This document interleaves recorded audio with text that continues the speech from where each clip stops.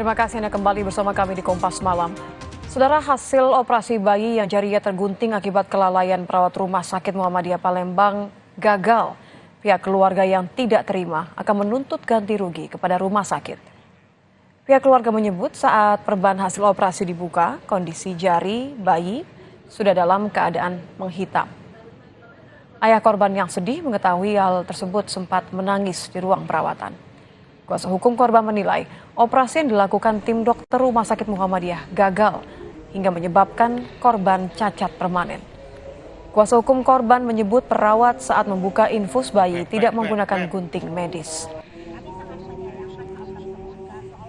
Kan kemarin ketika hari Jumat kan dilakukan operasi penyambungan.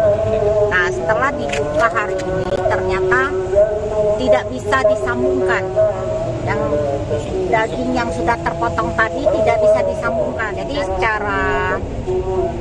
secara medis saya walaupun bukan dalam arti belum mendapat pernyataan dokter tersebut yang merawatnya, tapi saya sudah bisa memastikan nih si bayi itu akan menjadi cacat permanen.